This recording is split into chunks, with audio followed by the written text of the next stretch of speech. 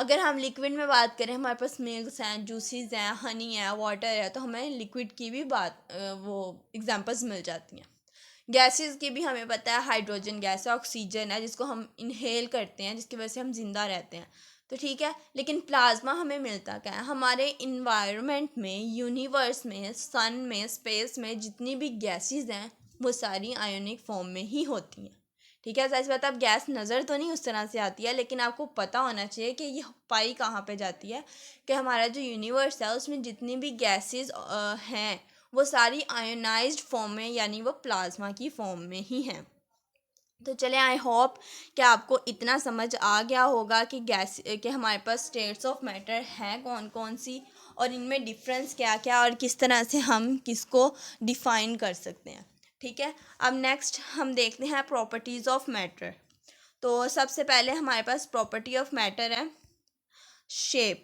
अगर हम शेप की बात करें तो मैंने हर एक में डिफरेंट तरीके से आपको बताया था कि इसका डायरेक्टली डिपेंड कर रहा होता है कि मॉलिक्यूल्स के दरमियान में अट्रैक्शन कैसी है, ठीक है। मॉलिक्यूल्स के दरमियान में अट्रैक्शन जितनी ज़्यादा होगी उसकी उतनी ही एक स्पेसिफिक शेप होगी। सॉलिड की बात करें तो उसके मॉलिक्यूल्स में अट्रैक्शन बहुत ज़्यादा होती है तो उसकी बहुत अच्छी शेप होती है। ऐसी अगर हम लिक्विड की बात करें तो उसकी शेप बिल्कुल भी नहीं होती। आप जिस भी कंटेनर में उसको डालोगे, स्क्वेयर कंटेनर है वो उसी की शक्ल ले जाएगा। आप बोतल में डाल रहे हो तो एक बोतल की शेप ले जाएगा वो, ठीक है। और अगर आप गैस की बात करो तो गैस भी सेम एज है, जिस सिलेंडर में डालोगे वो उसी में फुलफिल हो जाता है। नेक्स्ट है हमारे पास वॉल्यूम। वॉल्यूम का मतलब है कि वो चीज़ उतनी जगह को ऑक्यूपाई कर रही है या नहीं कर रही है, ठीक है। सॉलिड है, आपने उसको जहाँ पे रखा है वो उतनी ही स्पेस लेता है, वो कभी भी ज़्यादा नहीं फैलता, ठीक है।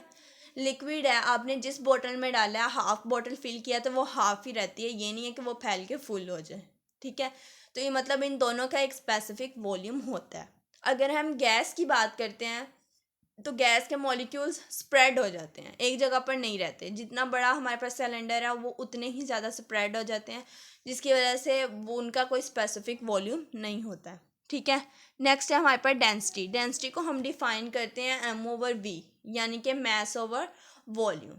इसका जो रिलेशन हम देख सकते हैं इजीली अंडरस्टैंड करने के लिए, वो वॉल्यूम के साथ इन्वर्स होता है, यानी कि जिसका जितना अच्छा वॉल्यूम होगा उसकी उतनी ही कम डेंसिटी होगी। अगर हम लिक्विड और सॉलिड की बात करें तो हमने कहा था उनके एक प्रॉपर वॉल्यूम होता है, तो जिसका मतलब है कि उसका एक डेंसिटी भी बहुत कम ही होती है उनकी।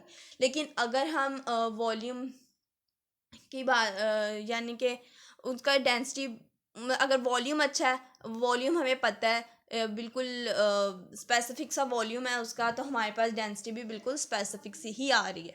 लेकिन अगर हम गैस की बात करें तो मैंने कहा था कि वो सिलेंडर जितना बड़ा होगा उतनी जगह पर फैलता जाएगा, यानी कि उसका वॉल्यूम उतना बढ़ता जाएगा, तो यानी कि उसकी डेंसिटी भी उसी तरह वेरी कर रही है, स्पेसिफिक नहीं है, कांस्टेंट नहीं है।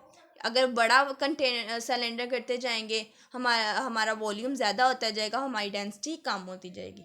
इसी तरह हम जो गैस है उसको श्रिंक भी कर सकते हैं। वो कैसे? हम उतनी ही क्वांटिटी लेंगे गैस की, लेकिन हम एक छोटा सिलेंडर लेंगे, ठीक है। हम उस छोटे सिलेंडर में उसको फिल करेंगे, उसी की वजह से उसका वॉल्यूम कम हो जाएगा और उसकी डेंसिटी उतनी ही बढ़ जाएगी।